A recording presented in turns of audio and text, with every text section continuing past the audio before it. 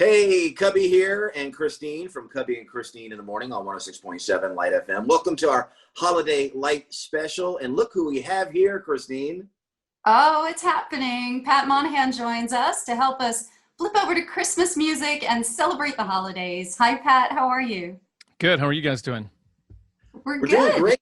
Yeah. It's gonna be a fun, weird Christmas, isn't it? Yeah. That's a good way to put it. Yes. Yeah, yeah. As long By as the way, fun how is have you there. been, how have you been spending your time the last few months? Have you been in that same room since March?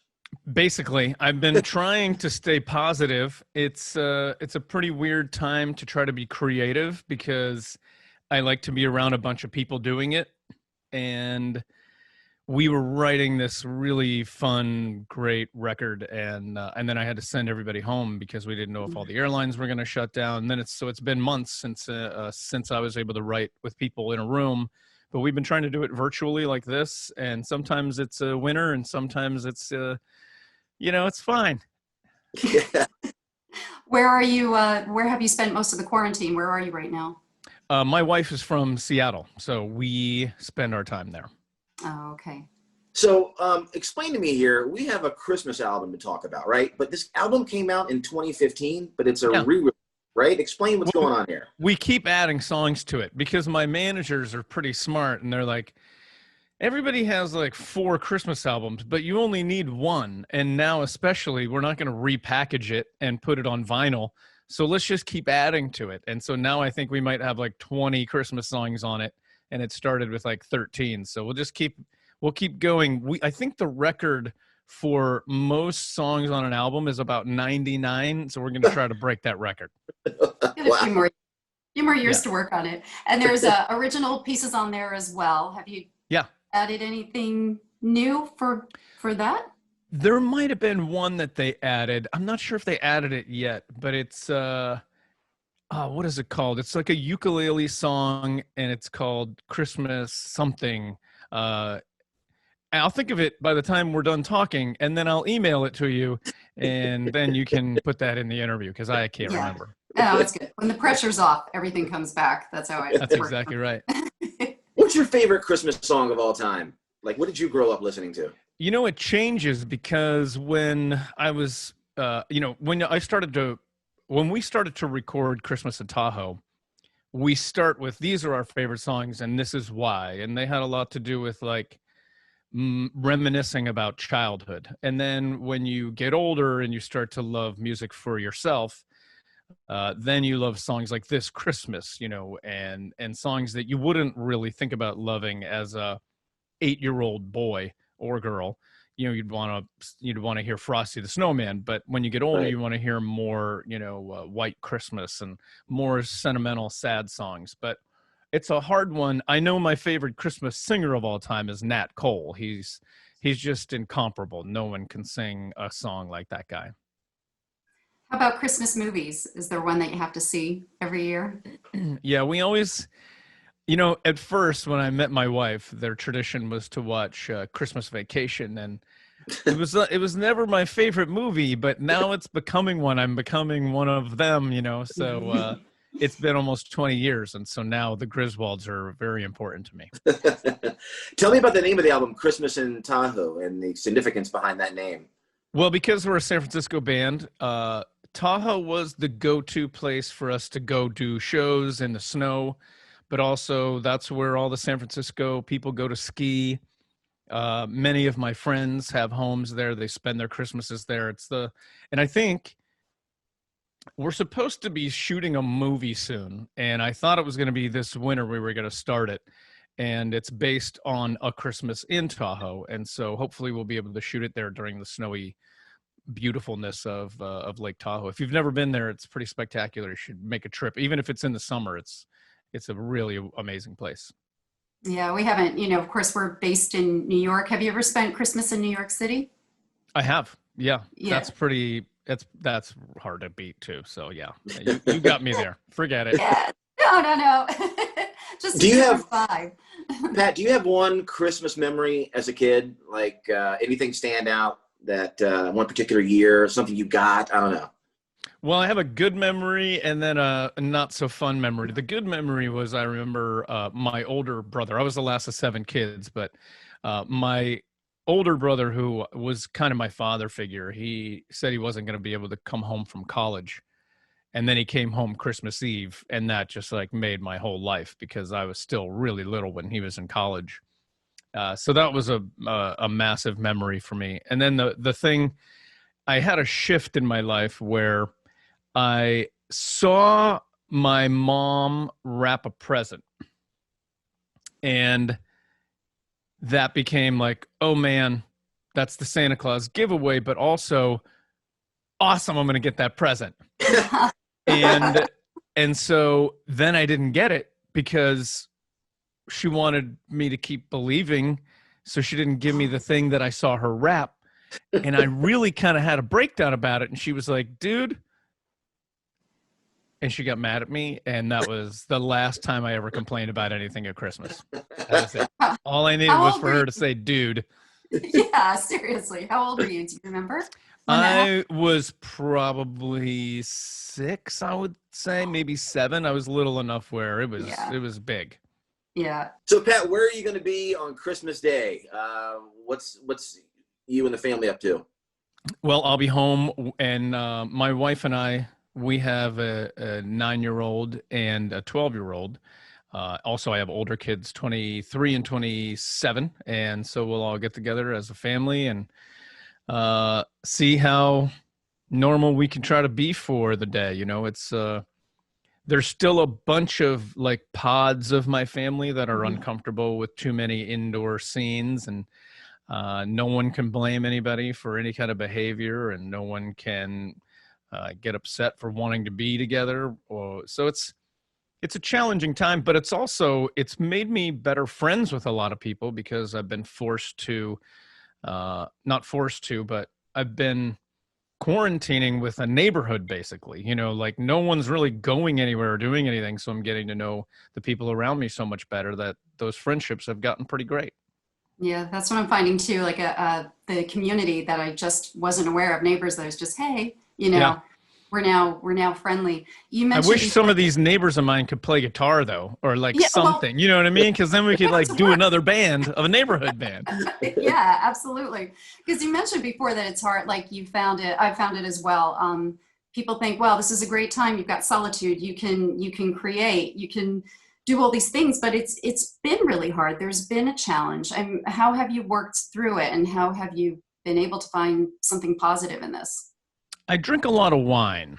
Hmm. That seems to be what's helping me through most of the no.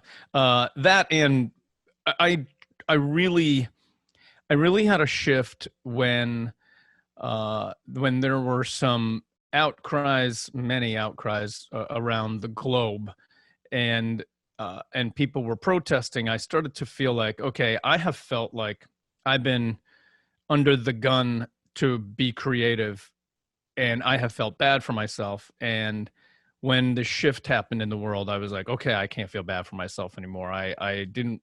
I was so blind to how bad things still are, and started to really uh, look into more social parts of my life, and maybe what I take for granted, and this is one of them. I get to write songs, and so I quit being so selfish, and really started to think about how can I incorporate this uh, possible good thing that I can maybe have come out of it, and how can I put that into music. And so I have not been pressuring myself, but I've also been more creative and getting better work out of it because I've stopped being so woe is me. Do you think you'll ever go back to a real studio again? Because we've all found that we can do a lot of things from home. You know, we've been doing our morning radio show from home for 7, 8 months now. Do you have the setup you need to, to stay there forever, or do you miss the real raw studio? Well, I do have I have this setup. We can make an album, and we do a lot of our recordings here, but then we like to go to a bigger studio and put live drums and live bass, and go back to the way it used to be. And that's always going to be fun. We'll never grow out of that. But we've shifted. It didn't take COVID to shift our music industry. You know that. Like years ago, we made our first album. We had to borrow $25,000 and made it in some guy's attic, and we were able to figure out how to do it. Now you need $1,500 and you can make an amazing album as long as somebody has the right gear, and it can sound better than any album you've heard ever, because these kids are so smart and know how to use computers in a way that I didn't think was possible. It's a different world, but we still being able to, it's kind of like, hey, do you, I want to go see a live football game. Like that would be pretty cool, even though watching it on TV is perfectly great. I want to be there. I want to breathe the air and be a part of it. It's kind of like that for the studio. And how about for performing live? You've got to miss that. I mean, that's the part that really hurts the most. It's at first it was like income, because my entire team, you do everything you can for as long as you can. And many of us are still employed, and it's taking its toll, but that's not even the problem anymore. It's like money is money and you'll figure it out in the long run. But people need music in a different way than they need other things. This is like one of the things that heals human soul, and gets you through things, and creates memories. And when people are sick and with COVID, you have this music to like have together, and I don't know. I wrote a song recently that I don't want to write a quarantine song. I've heard too many of them. I can't stand any of them. But I don't want to be reminded of this. But there is a human aspect of it, that there's a lot of sadness to all of this that maybe needs a little hope. So I wrote this song called "It's Everything," and so I'm hoping people will be able to hear that soon. And that's my quarantine song, but it has nothing to do with quarantine. It has to do with like, this is going to be okay, but it's sad. Now, after the album, we need to hear it. After this Christmas album, 2021 comes along. Is there going to be regular train music? Yeah, that's what I'm hoping. So the idea is, we release albums to support tours. And so the idea is, do you want to put an EP out maybe now? That might be smart. Put an EP out and then maybe a long play album the following year, but maybe come up with 6 to 8 songs this year and then a dozen songs the next year. I think that might be the way to do it. And then plus we'll add 34 to 44 more Christmas songs to Christmas in Tahoe. We got to get to that 101 mark. We're going to be doing this every year, I think. Talking yeah, you'd be like, oh, here he is again talking about Christmas. He's got same album. Christine, do you have one more question? Yeah, it's kind of a corny question, but what's your Christmas wish? What are you hoping for this year? Boy, that's a really interesting. I didn't see that one coming. Can I ask you what yours might be first, so I can have a minute? Yeah, my Christmas wish is it's pretty broad, but it's that we get through this time as in the best health and peace and love possible. This has been such a difficult time for everyone in so many ways, and I'm with you. I feel music is so healing and so important to us right now. So, as always, the more music, the merrier. The more you have for us, the better. We can't wait to hear it. Cubby, what do you got? I just, I know we can't flip a switch and make everything back to normal, but I hope we can get darn close to that. I mean, I know it's going to take some time, but to me, we've hit the bottom. I think we hit the bottom and we're only going up. And I really think 2021 is going to be a great year for everybody. And we're going to be so happy to say, peace out 2020. I mean, you should write a song saying 2020 sucked. And it might go number one. Yeah, I don't, that's the thing is it's like, I think once you say 2020, anything negative is just redundant. That's true. So I think just a song called 2020 would say everything you wanted. Done. Yeah. I think if I was going to really be honest about what my Christmas wish would be, it's that when this dust settles, that the things that were great can return to being great, meaning relationships, lives, people's livelihoods. I just hope that that part can come back, because we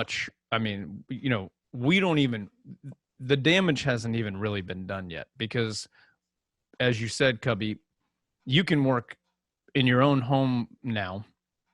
And so whoever the people are that own the studio, they're out of luck now. And that's their way of making a living. And there's going to be millions of those stories. Like, why would I send my 35,000 employees back to that huge building if they can do it from home? They were just as productive all year. Well, somebody owns that building. So those things are going to really start to click soon. And you're going to see more stuff happen that's not positive. And I just hope that that dust really will settle into a place that we can pick it back up and heal.